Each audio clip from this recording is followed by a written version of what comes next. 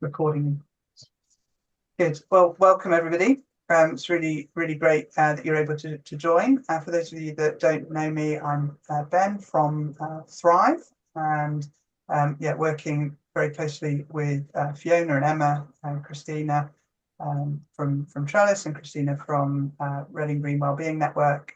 So it's an operational group to get the sort of association up and running, and work together with sort of working groups and a number of volunteers as well. So we think we're going to be a little lighter in terms of numbers this evening. That's in part, I think, probably as we're heading towards winter and Christmas. Then there's also a couple of other events that are happening this evening as well that cross over in terms of our kind of field, and so we think there probably a few people will have gone to other events as well. So we're expecting a few less of us here this evening, but yeah. So welcome to all who are here, and welcome to anybody who's catching up via the video after the meeting as well. And if you're doing that, then of course you can send in thoughts as well via the email and so forth. So what's the agenda for this evening? We're going to do a bit of a brief update on some of the work streams in relation to the association that we talked about before. Fiona's going to lead a session on sort of role definition, and then we're going to come back for a bit of time kind of looking at the practice standards in terms of the work that we've done on that, and kind of one particular angle in relation to the practice standards document as well. Okay, so as we come towards the end of this year, we thought it'd be good as well just to celebrate some of the achievements that we have had through the year, some sort of progress that we've made in 2024, and also look a little bit towards 2025 as well. And especially, I think, given that we've had what feels like some really positive engagement. We've had some really collaborative development through these sessions, and through kind of drawing in new volunteers and work groups. And really excited that with the Code of Ethics and progress on routes to registration and standards of practice, there's lots for us to look back on over the last year and to celebrate the kind of progress that has been made as well. So that's really positive, I think. So in terms of the Code of Ethics, we have the draft Code of Ethics, which is out for review. The code is available on Trellis's website, as well as a survey link to where you're able to provide feedback.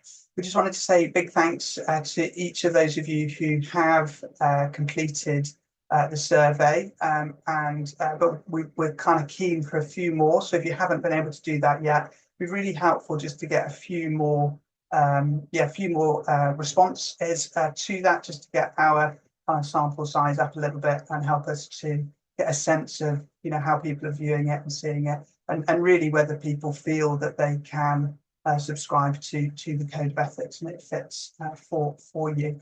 Having had a look together at the sort of initial responses and feedback, general kind of, we're getting some really considered responses, some really helpful responses, with most of those who completed it indicating that they wouldn't have any issue sort of subscribing to the version of the code that we put out there. And of course, big thanks to Christina, who's led that work, and for all the volunteers who supported as part of the kind of work group looking at the Code of Ethics. It's great to be where we are.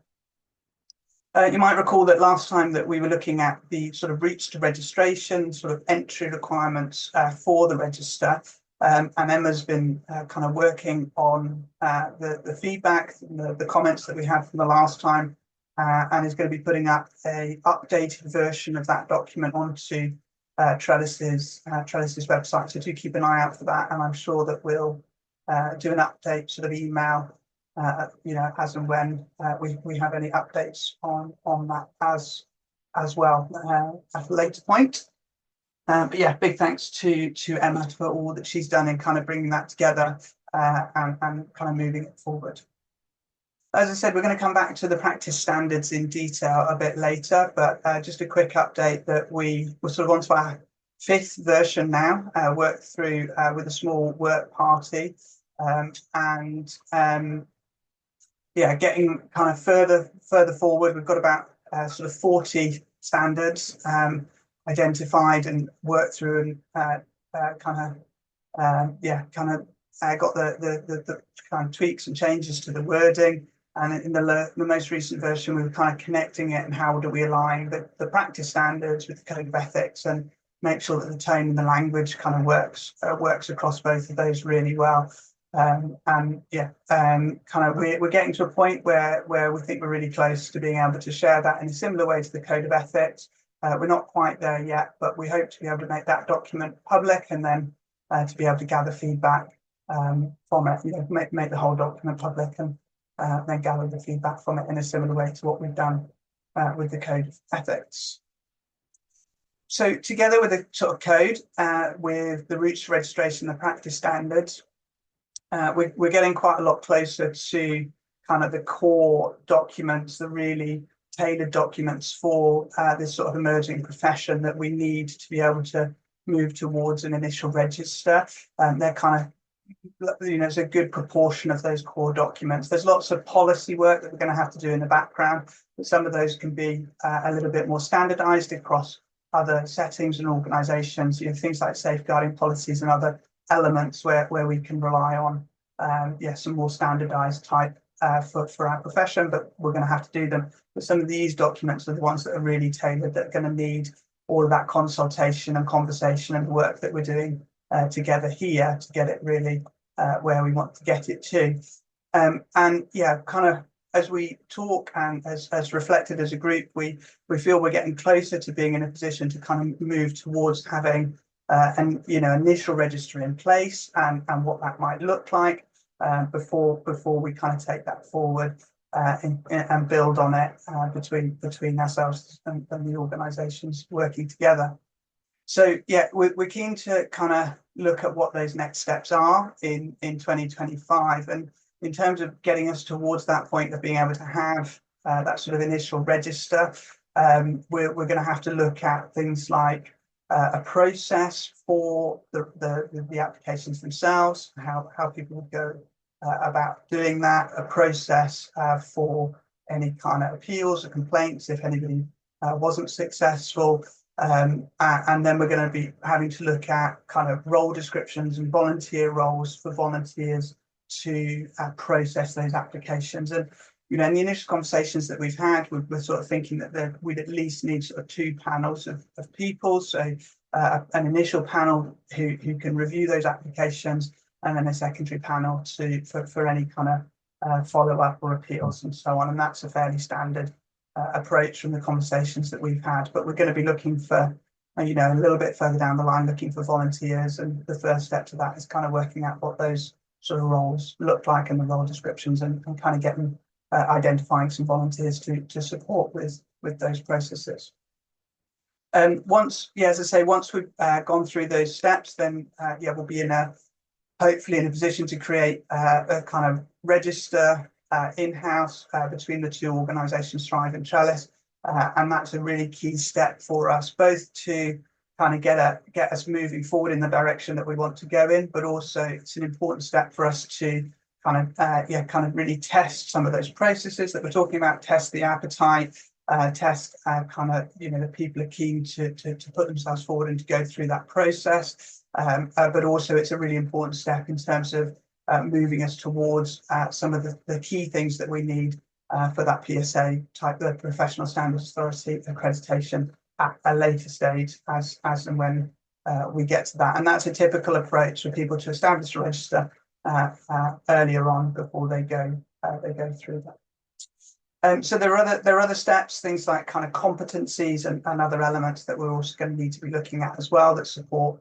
that kind of documentation and the definition of that kind of what we're looking to register and supports people when they're going through that process. What are the expectations on myself, and the competencies and standards of practice and the code of ethics, all of that goes together to give that sort of really strong framework for the profession and build that real kind of confidence in the profession. It builds that consistency and the quality of expectations as well, and will help us to move things forward.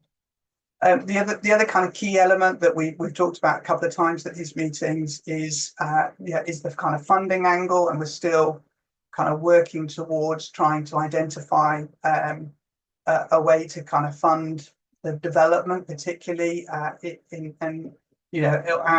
steps that we've tried in terms of trust and grants funding. We haven't been successful in identifying a funder who would be keen to support this particular work. We've kind of explored with a couple of sort of major donor type angles, and we haven't had any success along those lines either.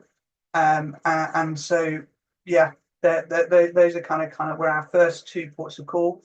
We haven't pushed into sort of advocacy and influencing in terms of kind of government angles. That's a potential angle that we could try.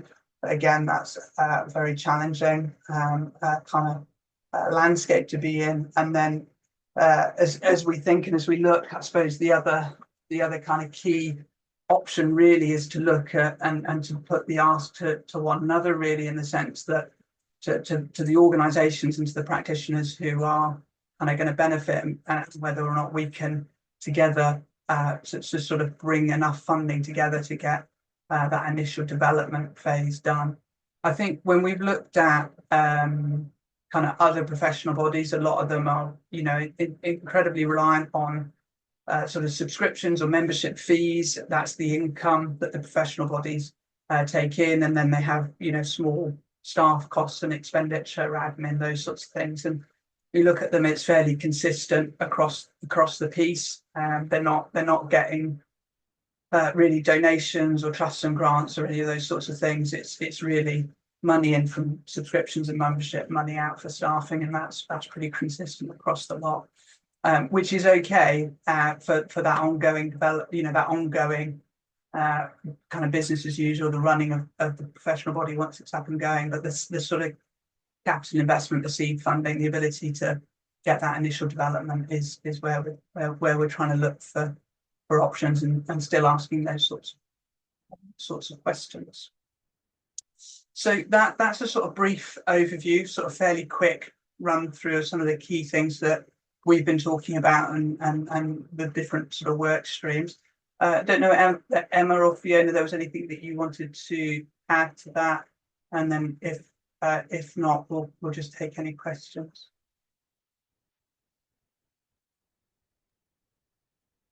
I guess the only thing to add, if that's all right, Ben, is just to say a big thanks to, well, one, for people who've come along to all the forums, but also I've had emails after all forums of people volunteering their time. And we have kept note of all those. We have a document recording, everyone that's been in touch and volunteered their time already or who's offered to volunteer in the future. So we do have your names and emails, and we will be in touch next year as we know, where we'll need people's input next. But do keep getting in touch if you want to ask any questions, or if you have ideas for us or want to suggest areas that you think you might be able to input specifically. So we appreciate that. Thank you. Thanks, that's right. Okay. Any questions on the updates? Okay, I'll hand over to Fiona then. Thank you, Ben. Okay, this is just really a test to see if everyone's still firing on all cylinders, even at this stage of December and at this stage of the day. I just thought it'd be really useful for us to have a quick fire round looking at definitions, defining the role. This is something we have to do anyway to make sure that we know we're all singing from the same hymn sheet when we talk about a therapeutic horticulture practitioner. And so we've been doing work on all these bigger documents about the code of ethics and how we practice, the standards of how we practice, and the routes to recognition, routes to registration, really. But this definition, how do we define the role, is sort of sitting there hiding in plain sight. And I think it'd be really good to do a quick exercise looking at how we all define therapeutic horticulture practitioner, because we all know what we mean when we talk about a physiotherapist or a nurse or these other roles. And so I think we need to be really clear on this. So I'm going to just share a little document that I put together earlier today. Here's one I made earlier. Just so we got something to focus on. Can everyone see that? Okay, it's possibly could do with being a bit bigger anyway.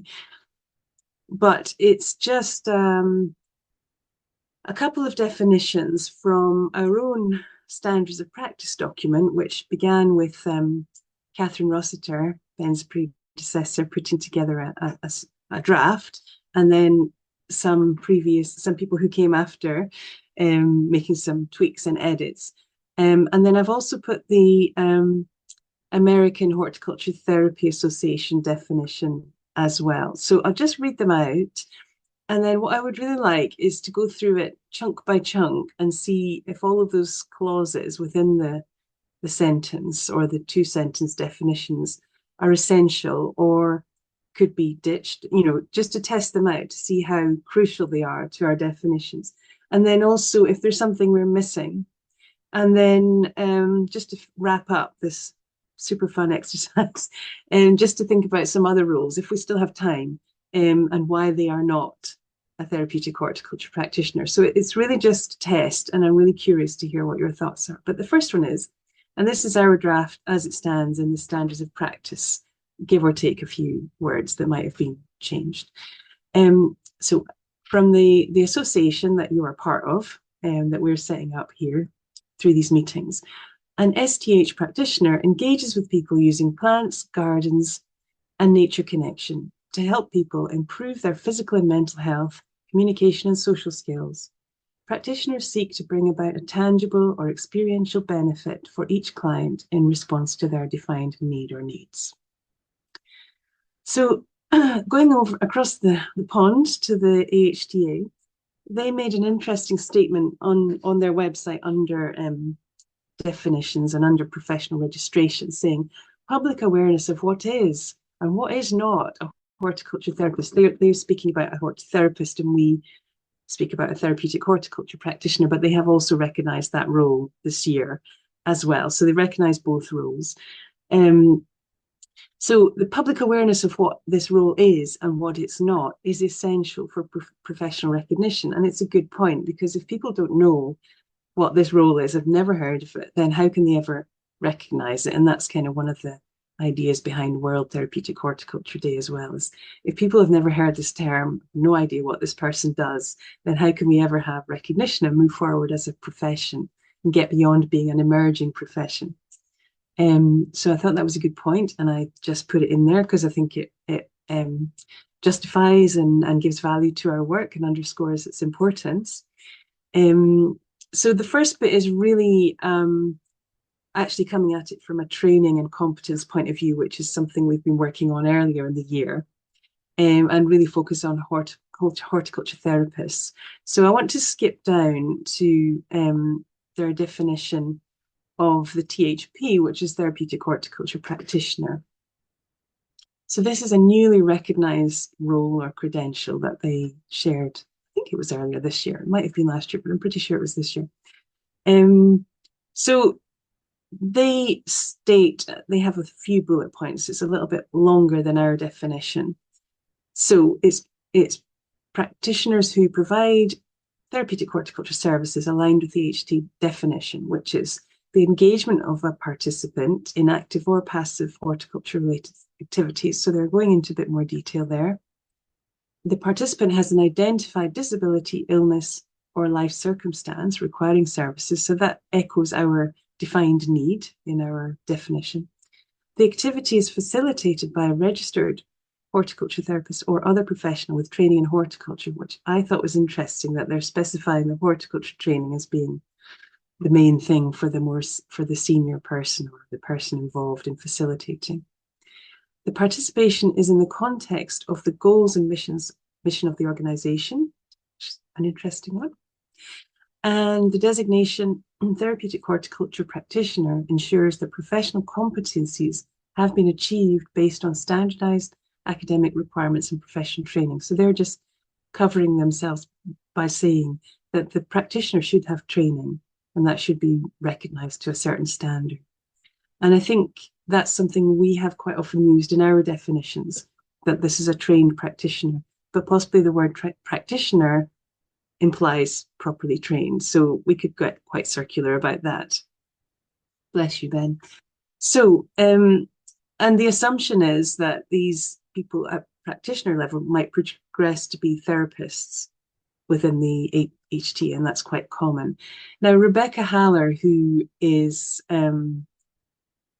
one of the leading lights in the US and co-wrote one of the textbook that, according to most people working in the field, she joined us this week at the European Network meeting, or was it last week?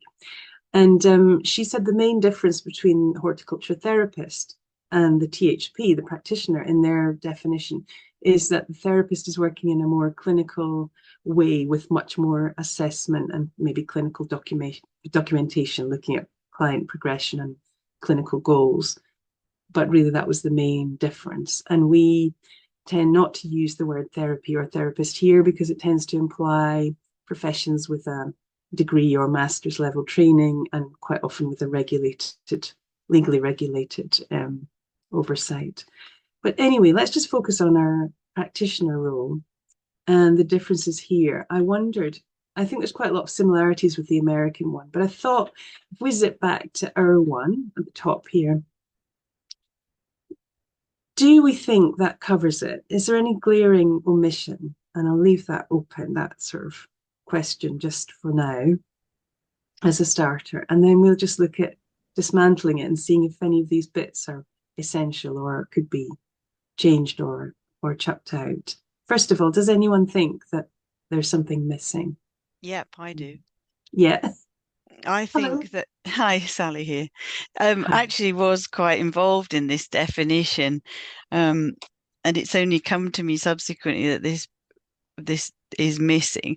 It is about the working with defined and tracked goals, because actually a lot of the training does have that in the definition. It is about the fact that it's a focused activity and it works. The intention should be that you're defining something for the client that sort of delivers an outcome.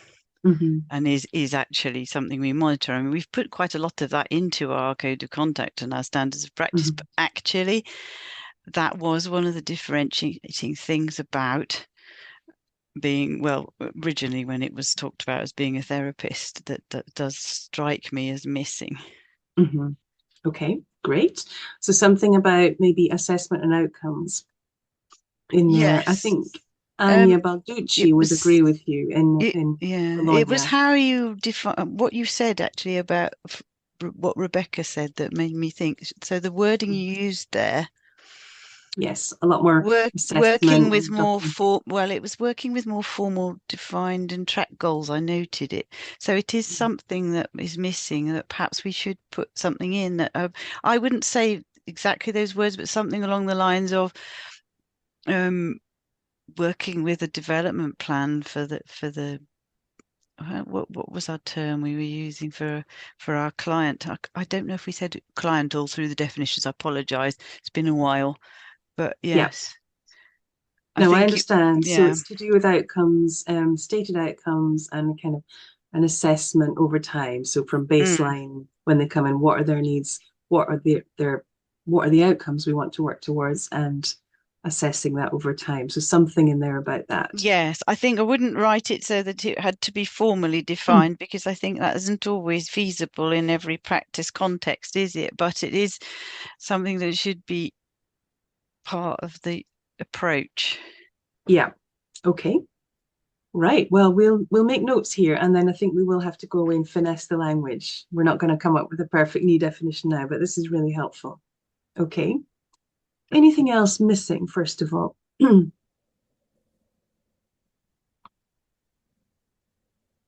Hi. Hi. Helen here. Sorry, I've not been to meetings recently from when I was with you at the beginning, but anyway. We'll forgive you. I thought it was interesting. You also pulled out the bit around the American one, which was around the organizational goals and missions and things. Yes. I could see that there's something about the organization you're working with or for that could be useful. I think I could see where that one would be useful. The discussion we've just had about goals, the group that I currently work with, we don't tend to do that. Now, that always troubles me. I think that I'm not sure, what from an individual basis, perhaps we should be a bit more about goals and outcomes for the person, but we still provide a forum for communication and social interaction and skills, etc. So I suppose I'm querying, do you want to be so rigid? Because you do have in tangible and experiential benefit. Yes. So I'm just throwing that in as a bit of a curve, really, of do you... So maybe not outcomes and assessment so explicitly, but some sort of benefit as described here might do instead. Is that okay? Yes, I'm not sure I know the answer, if you see, but I suppose I'm just saying, do you want to be as rigid as saying that there has to be assessment goals and outcomes, or is that more optional? But the main focus is the should be benefit. Yeah. But as I say, it does trouble me a bit with our own practice and group. So you do feel it should be in there in some form, even if it's maybe done subtly by you, to make sure that people are improving in the context of the thing that they have come with, that you understand to be their need. Yes. Yeah. So gosh, sense. I knew it would be interesting. Thank you. That's really helpful. And I'm a bit mystified by the one about within the context of the goals and mission of the organization, because that could be a whole bunch of things. I think that I wasn't clear what that meant. Thank you, Bex and Anna BC. We're seeing some useful points in the chat too, which is captured by Zoom for us. Thank you. If I may interrupt. Yes, hello. Hi everyone, I'm Garen. I'm actually from across the pond. We can hear. Welcome. It's interesting to see what you're formulating here. I am a registered HTR. Great. I have gone through, I know Rebecca, I was trained by Rebecca. Of course, yeah, great. But the one thing in your definition here that I do not see, and I'm looking online as to AHTA's kind of breakdown of the THP, which is new this year to the organization and to all of us. There are requirements that we have to obtain to either be a THP or an HTR. And so I'm just curious as to if that is the same for you. Do you have to have a certain number of like plant science classes or human science classes to achieve any of this? Yes, this was in our routes to registration, which we got to a draft of earlier in the autumn. Emma was leading the work on that. So there's a draft of it's a table, a colored table on our website on the professional development page. So it's a draft at the moment, but we have been looking at the HTA, at the German registration process in other countries to try and figure out in our own sense of what the competencies of a practitioner should be. So it's a little bit of healthcare, human sciences, as stated here. I skipped this bit just for time in the AHTA requirements, because Rebecca ran through those with the European network just recently. She joined our meeting by Zoom. And she was saying, here it is, a bachelor's degree, this is for the therapist, bachelor's degree in HT or a bachelor degree in another course, but with minimum requirements. So yes, we have begun this process of stating what we think. It's a bit of horticulture training, a bit of healthcare, human sciences, a little bit of therapeutic horticulture training specifically to that, the specific skills there, and some experience ideally. And we haven't stipulated internship hours, but we are working on what is the balance and how people can come in from different backgrounds and still make the grade by picking up training or experience to fill the gap. So yes is the answer, the short answer. But you can find more of the detail of that in the previous meetings and on the things we have on our website. But we always learn a lot from the AHTA, and we learn a lot from around the world through our different contexts. But Rebecca was saying she liked the social bit in front. She thought it was a good addition, just because it captured the breadth of projects and some of the other skills involved. Yeah. It's nice that you joined us. Really good to have Yeah, you. thank you. I'm actually trying to figure out, if I may just throw this out there, to do some in-person training with both Thrive as well as Trellis. Oh, Um, superb. You're hopefully, coming across. yes, I would like to. I saw some things up in March for both of you. Mhm. And so I'd love any contact or any information going forward to make that Great. happen would be great. Great. Yeah, just email us at both offices and we will fill you in. Fantastic. Great. Fantastic. Lovely. It'd be nice to meet you in person. I'd love that. Good, thanks. So I'm not quite keeping an eye on the timing here, but I think maybe we've got 5 minutes left. So it'd be really good to get any more omissions or I mean, my original concept of this was a bit rough and loose, and I'm quite happy to throw that out the window. But the idea was to go through and say, okay, engages with people. Do we need that bit? Yes, probably, or not. And then using plants, gardens, and nature connection. That's another bit that we sometimes go back and forth on. The definitions could keep us going for a whole year alone, but just to sort of briskly go through it and see if there are any bits that we feel as we've been doing. Back to the bit where we were before. Yep. I agree with Helen. I mean, I've got a similar situation to Helen in that we work with people with learning disabilities. I don't know if that's Helen's clientele, but we find it very difficult to set goals with them, especially if they don't want to, or they haven't got an interest in setting goals themselves, or their parents don't want to, or they're non-verbal and would find it very difficult to set goals. And so I was just going to throw out the idea of using the word something like monitoring progress. So what we do is we make observations every week or every month as we go along and see where we see progress change in a whole wide range of different things, be it fine motor skills, gross motor skills, sociability, communication, self-organization, motivation, anything really. Yes. Yeah. So I just wondered if the much broader way of monitoring progress, some words around something like that, instead of defining goals or something very specific, might be might work. My first reading of just a different point. My first reading of our definition, and you said you thought people would understand that practitioner means somebody professional who's paid and trained. I don't know whether the public would necessarily understand that, and so I was just going to throw out there the words paid, professional, and trained as something to add in, maybe.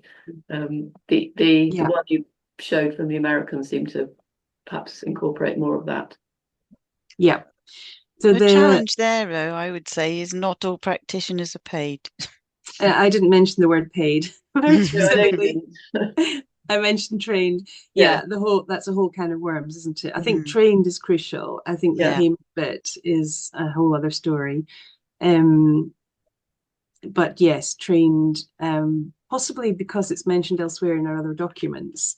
But I can see how there is something about professional competencies in the AHTA one, and we could add something there. I like that wording, professional competencies. Yeah, I think you're right. We could expand to bring that in, because there's brevity as one goal, and then there's being comprehensive as another. Now, Emma had a hand up, but I don't see any more. But Layla has hers up, and I'm keen to bring you in, Layla. Nice to see you.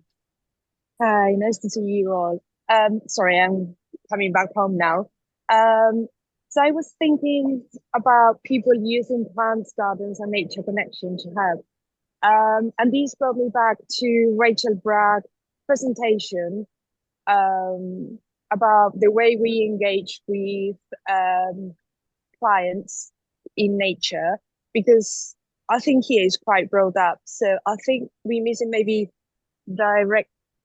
something like we direct the activities with the clients using plants, garden, and nature connection. I don't know if that makes sense. Not to You know me, what I sorry, mean? I'm a bit slow. Can you just Okay, expand a little bit more, please? sure. So we use plants, gardens, and nature connection in a way that we plan the activity beforehand. We just not, because we can go to nature and connect with nature, and that helps our well-being. But those activities, they are directed by us. So we focus in, we design those activities for them. Yes, so something about, yes, making Something the about difference. facilitation, maybe. Yeah, so anyone can have nature connection if, well, that's the whole That's what point. I mean. We're focusing Yeah. on people with defined needs who may not be able to enjoy connection with nature if nature is behind a fence or in an inaccessible garden, etc. And maybe they don't know how because it's not been part of their experience. So we think about that plan and direct the activities so that they can make it. We facilitate. Yeah. Yeah, we Okay. facilitate those activities Those connections and to those improve activities. their well-being. Yeah, Yeah. something like Yeah. that. Yeah. And that ties in closely to the fact that we focus on people with defined needs who may not be able to do that for themselves. Great. Okay, I hope someone's taking good notes because there's a lot of good stuff there. I can see Bex with her hand up, please. Yeah, just off the back of that, I was like, you could use the word structured. So like structured intervention. Yeah. The word help as well. Go on, sorry, you were going to say something. So the practitioner structuring the intervention for the yes, got you. Yeah. Rather than help, could you phrase it as like support people to improve? So it's like empowering in that way, and it's yes. I'm very keen on this bit because sometimes it's expressed as to improve people's health, and I think no, it needs to be to help people improve their health. So support takes that further. So we're facilitating people to, in many cases, or ideally to improve their own health. We're helping them to do that. So yeah, the word support might work better there and express that more than help. Or to facilitate people to improve, maybe. Yeah, that word sometimes gets a bit clunky though, doesn't it? Because yes, possibly we could maybe put that in the list of words to use when rephrasing it. But sometimes sometimes people have suggested replacing the whole word practitioner with facilitator, and I just feel that because it's used a lot in the business world. That's not really, is it? No, I would incline to agree with you. The other thing we had some pushback on quite a bit, I just wanted to remind you, was the use of the word intervention, because it's used quite heavily in sort of occupational therapy and more medical contexts. And so the pushback was that it wasn't probably best for us to use it that in our definition. Yeah, that makes sense. Yeah. I feel like helps quite a disempowering. Well, it kind of creates like a hierarchy of like we can help you, whereas support someone too is like a different way. I totally see where you're coming from with that. That makes a lot of sense because we've said, I mean, actually that definition we've got is missing the sort of follow-on that talks about the person-centered approach. And obviously that is all about empowerment, isn't it? Yeah. Brain dump in the chat. Yeah, I'm seeing that. I was going to comment. I saw a couple of really quite good suggestions. I thought in there that maybe came from you, Bex. They whizzed through quite fast, but there looks to me to be some good forms of words being volunteered. Yes, we're going to scoop those up and I can articulate myself better written than I can talking. So. I can see that. I can see that process happening. Hey. Okay, I think we probably need to draw this session to a close because I did promise it would be brief, and I can save the other one for another time. It was really just looking at, physiotherapists doing physiotherapy in a garden. Are they a practitioner of therapeutic horticulture? It's kind of a definition bingo, if you like, but I think we'll save that for another day because we need to manage time and keep it quite a brief meeting tonight, I think. So thank you, everyone. That's been really, what's the word, developmental as ever. And I think you'll see the benefit of that hopefully in the new year when we put all your fantastic suggestions together and hopefully come up with not a word salad, but a lovely, rich but defined definition. Thank you, everyone. I'm going to hand back now and unshare. Thanks, Gina. That was really helpful. I look forward to that next session now. That's good. I'm teed up for that one. That's good. Really good to look forward to. Okay, so we're going to have a bit of time now talking about the practice standards. So the practice standards are kind of taking it a little bit further in terms of how practitioners will how practitioners go about their work, and how the kind of practice standards enable people to kind of comply both with the code of ethics and to give us a framework really across all the practitioners as to what those expectations are, and people in the public might look in on the practice standards and think they can see what they're gonna get. That's probably not going to be lots of people in the public that are going to do that. There might be professionals that look in and think, okay, what does the practice do? And they'll be able to see the practice standards as well. But yeah, it just will give us that kind of real clarity, and give us detail. There's going to be a lot of detail things that we might not be able to get into the definition, but the practice standards will give us layer upon layer, and help us to have that real clarity. They'll also support with that kind of consistency and the quality, those expectations, all of us working towards a consistent set of standards that, across the board, all kind of registered practitioners have signed up to. So it's quite a key document. It's really important. It's giving us lots of that detail, and lots of those kind of points. So we've got kind of sections across client needs. So how we'll be looking at what the client needs are and responding to those. We've got a section on horticulture, and how practitioners kind of select and make use of plants, and planning of kind of horticultural activities, and how that connects both passive and active engagement with nature. We've got kind of section on kind of program, the aims and overarching sort of objectives of the program, and how that works with the standards, to get those great kind of outcomes for the client.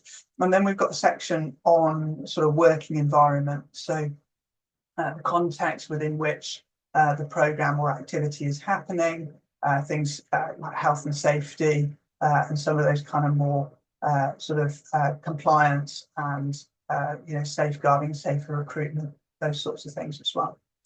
But what we wanted to use sort of 10 minutes to sort of just kind of open up a kind of conversation about was really one of the kind of key challenges that we faced in looking at it, which is really the kind of how to get that language and the standards, particularly in our setting context, where the kinds of the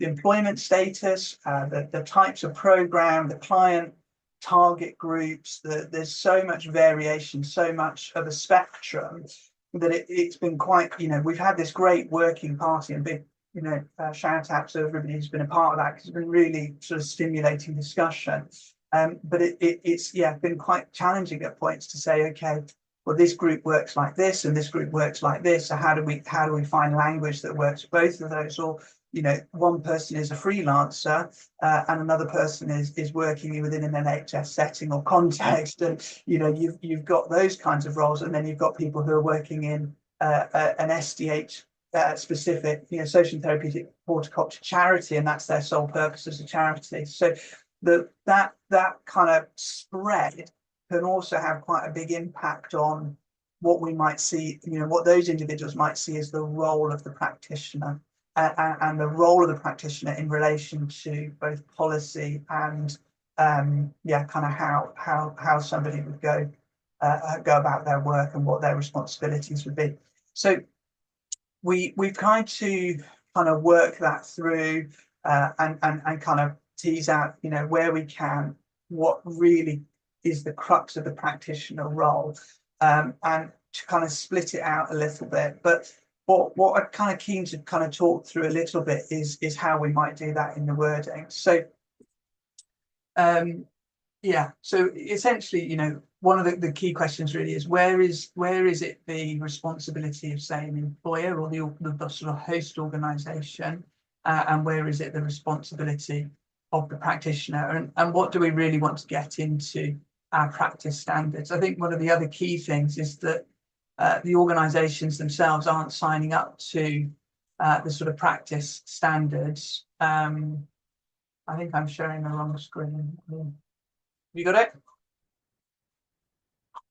Let me see.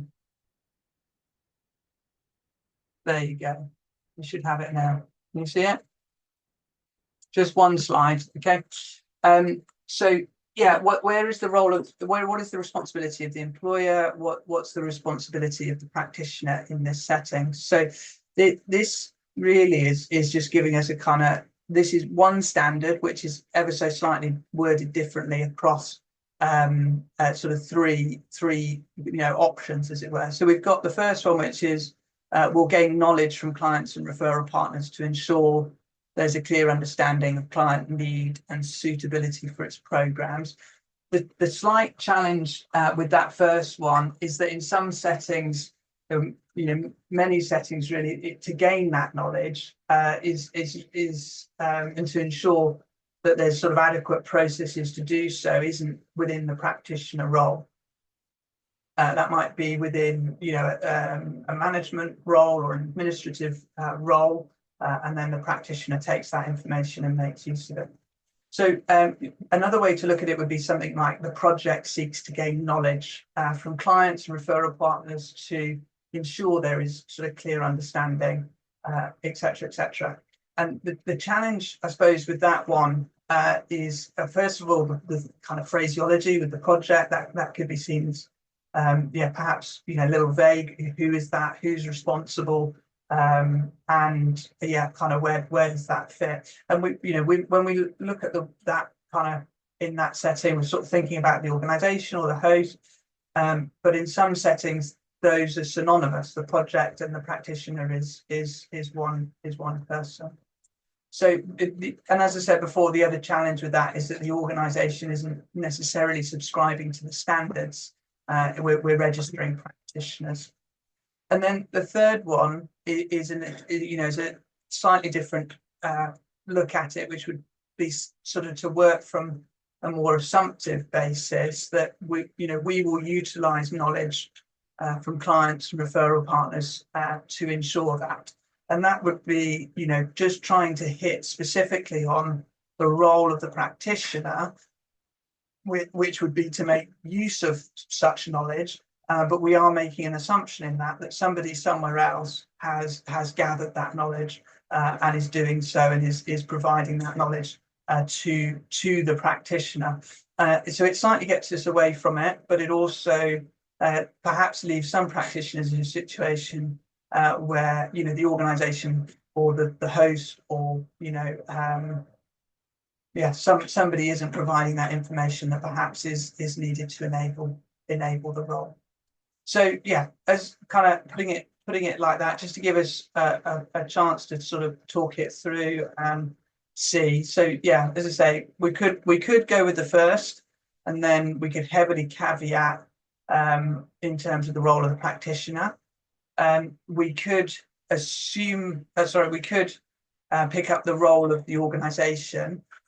Doing so, we probably still need to be looking at recognising that practitioners, something like health and safety There might be an organisational responsibility, and then there's obviously, of course, the practitioner's role within that, in their own duty and responsibilities within a policy.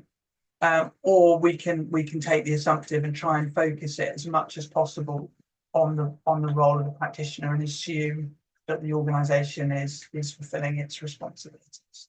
So just wanted to open that up for discussion, really, and see what people think. I'm going to stop sharing because then I can see you, if that's okay.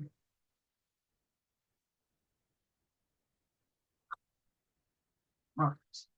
Okay. Right, I can see Bex, you've got a hand up. Where is Bex? Yeah, I was just going to say, I guess, by saying it from the practitioner, it kind of aligns with sort of professional curiosity of you would continue to gain knowledge throughout, because obviously things change as your relationship with the client changes and you gain more knowledge as well. So I guess in that way, if it's from the practitioner, then it kind of works in that sense as well. Yeah, so through the programme, definitely the practitioner is observing, is seeing. I think it's that element in the sense of the referral pathway, the journey, accessing the enrolment forms or whatever the organisation is doing, how that's then captured, even designing the enrolment form to ensure that the right information is brought into the system enough on to support with some of those sorts of decisions and that sort of thing as well. But yeah, absolutely, the practitioner will see and observe and pick up much more information than the organisation will. And I've come across organisations where the practitioner is a really key vehicle for other parts of the health system, because they're actually spending time with the people, whereas other parts of the health system are just in and out so quick, and actually practitioners actually spending time with people and get a real sense of it. Yeah, I guess I was thinking of it as like a meeting, but you're thinking more in terms of that information coming in. Yeah. Okay. Sally? I was actually seeking clarification here. Is this the approach? Are we trying to use this as an example to get a general approach, or are we specifically looking at this case? It's more of a general conversation. Yeah. Yes. The challenge, I think, with this approach 1 is you're making a commitment that you might not be able to fulfill. Whereas approach 3 is a little bit gives you a bit more leeway.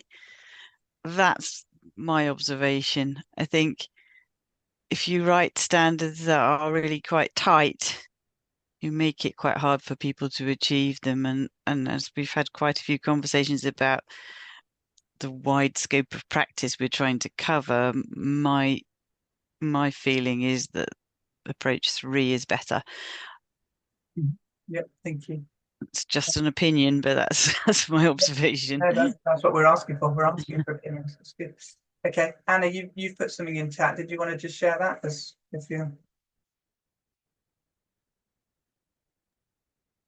Thank you, Ben. Well, it was just simply that I think there's a bit of a grey area here with is the project covered for health and safety, safeguarding, insurance, or is it, so if they employ the practitioner, are we then assuming that as an employee, the practitioner is covered by all these things?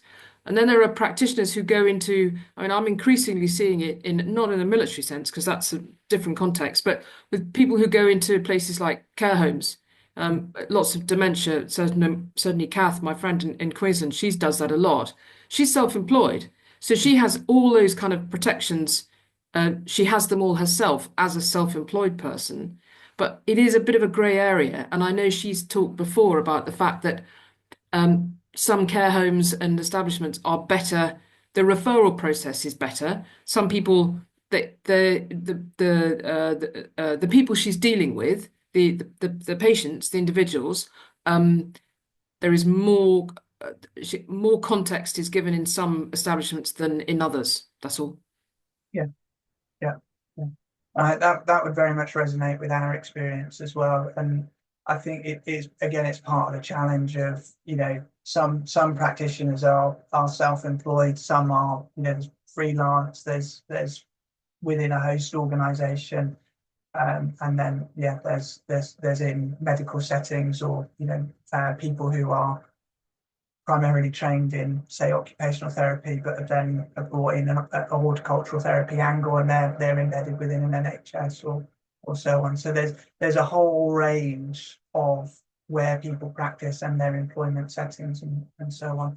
And we do, you know, a fair bit of what we call outreach, which is where one of our practitioners who is employed by Thrive is hosted by residential care, or will go into a mental health secure unit, or you know, we do some in hostels for people with addiction.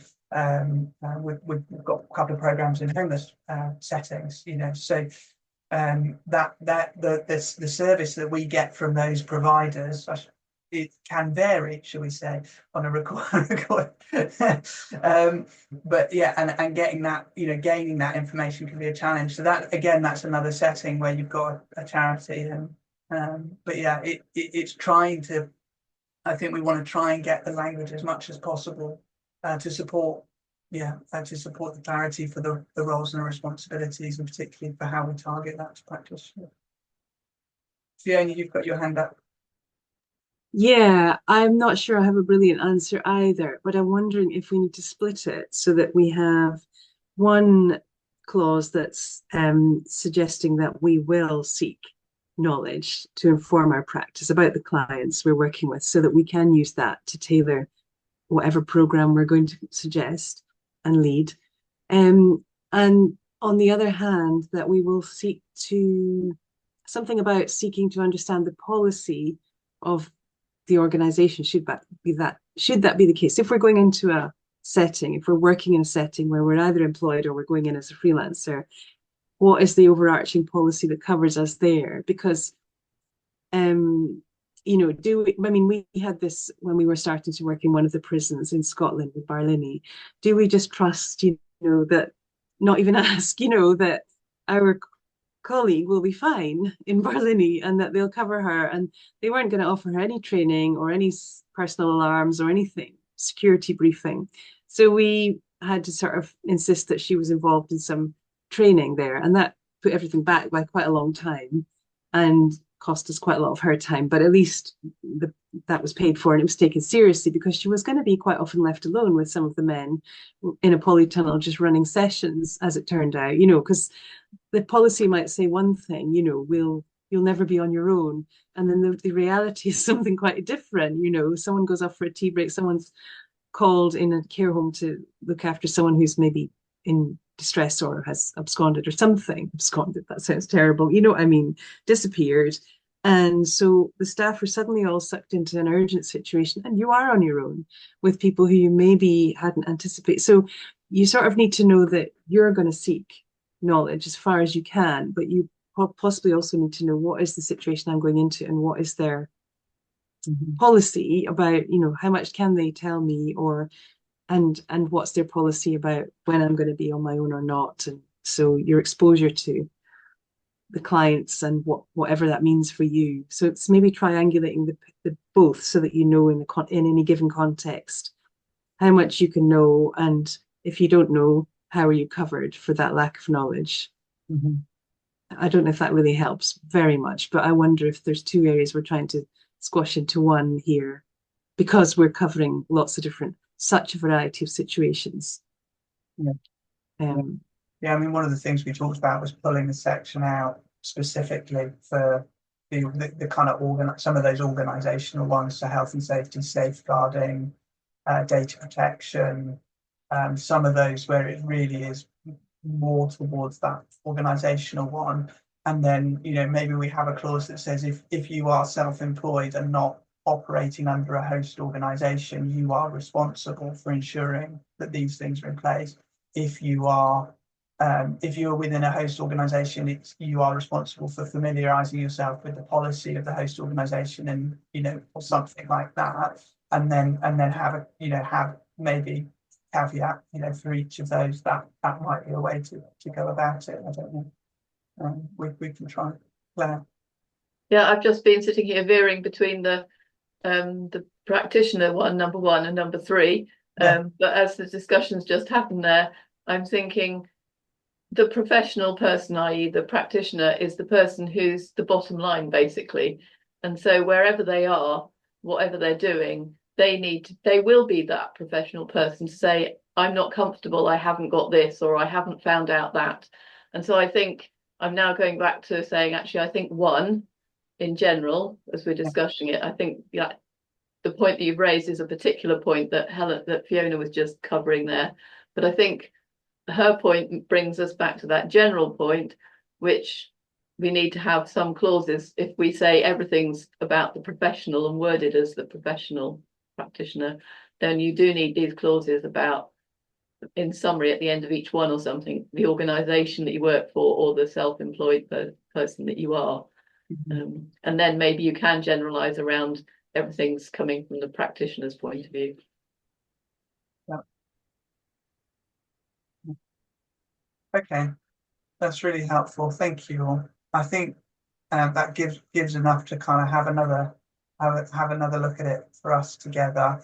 And then once we've done that, what we'll do is, as I say, go through a similar process in relation to what we've done in terms of the code of ethics, and get the whole document out there. As I said, it's about 40 sort of standards that we've got across those sort of four key areas. But yeah, that's been really helpful. Thank you. Any final comments or questions?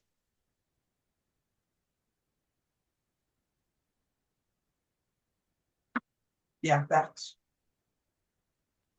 I might have just gone off on a tangent in my head here, but I was just wondering around whether there's sort of a piece of work around like standardizing references, like referrals or something like that. Or I was thinking about you earlier saying about people paying like a subscription or membership or something to be part of it, and whether there could be sort of support in that around, how people refer to you, so you've got an idea of what information might be useful in different settings. Or so it's like they're part of a membership, but they get information and research and that kind of thing.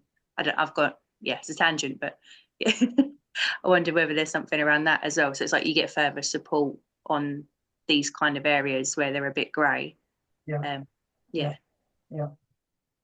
mean, I think one of the conversations we've had a couple of times is what the beyond registration, what the additional package potentially is in terms of if there was a membership, or whether we focus and hone fully in on as this group and as the association focusing on getting the register, and then other organisations who are providing other bits of support and resources and training and CPD that comes from other routes, and registration is purely the registration, in part just to support with our speed as much as anything else. But yeah, that makes sense. It's another interesting idea in terms of a resource that would be beneficial for people as well. Is sorts of questions and information you might want to see. It does slightly overlap with some of the services that Thrive and Trellis provide or have in mind to develop in the future. So that's something we do have to be really clear about, what we provide and what the association might provide. But we know there is need for those things, like referral forms could be useful, or more information about referral processes across the network, for example. Mm-hmm. Yeah, but it's good to hear that, because it's definitely been on our agenda a few times when we've met to discuss this work. Good. Thank you, Fiona. Okay, so I think that has brought us to the end of what we've got planned for this evening. Thank you so much for joining us. Just to sort of to recap, we've got, as I said, plans in terms of sort of next key steps. Please, if you can, do complete that survey for the Code of Ethics if you haven't done so already. And yeah, we've got 2 dates scheduled for 2025. You might recall that the last meeting we talked about increasing the use of sort of smaller groups and those work parties and then slightly reducing the kind of all together meetings, just to kind of balance out and support us with moving things forward, and get that kind of balance right. So there are 2 dates which are in for next year, and I've not got them with me. I don't know that. I can find them and put them in the chat. April something and October. Yeah, there was an April one and an October one. I've popped them in the chat, Ben. Oh, Thank you, Emma. So yeah, do make a note of those dates, and it'd be really great, especially given we're only going to have the 2 dates, to really prioritize those if you can, and we'll get as many of us together for the updates on those 2 occasions. But yeah, it's been really great. Thank you so much for your contributions. Really appreciate it, and hope you have a really lovely Christmas. Yeah, the 8th of April. Yeah. I'm not seeing them popping up in my chat just yet, Emma. That's why I'm scrabbling. And the 7th of October. So they should also show up in the chat. And if you've got your diary, you can scribble them down now. I just want to add my thanks to everyone for all that you've contributed over the year, and my wishes for a very happy Christmas to everyone here. Thanks again. Could I just ask a quick question? Yeah, of course. It's about the survey. What's the circulation on that? It's just that I got an email from Alison, who I worked with on the Code of Ethics, commenting on that sort of directly to myself and Christina, which suggested perhaps that she hadn't seen that that format or understood perhaps seen that format for the feedback. I'm just wondering how wide the circulation of that actually is. Is it to people who participate in this forum? It's been sent out to people who participate in the forum. Yeah. With both Trellis and Thrive, we've got a list that it's gone to. Yeah. It has gone on social media and through some of the other channels as well.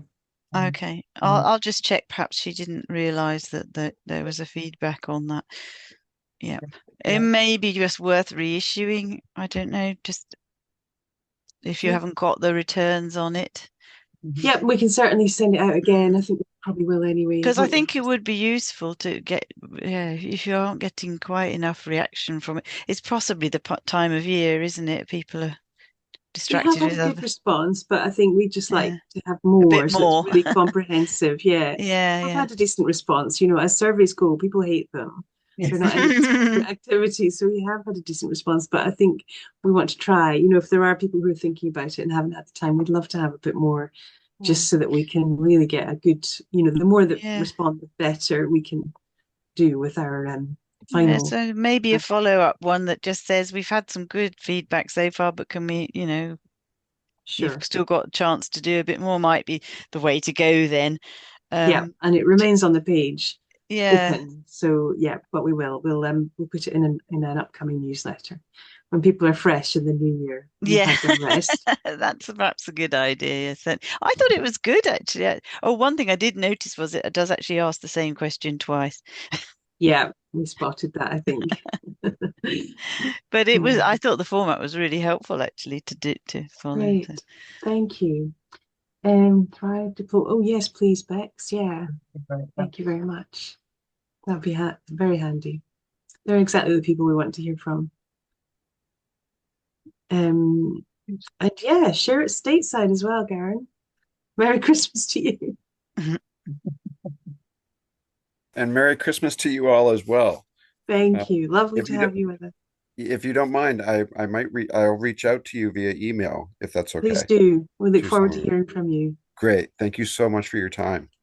Okay, you're welcome. Thank you. Merry Christmas. And to you. Good night, everyone. Bye. Bye. Merry Christmas, everyone. Thank you. Merry Christmas.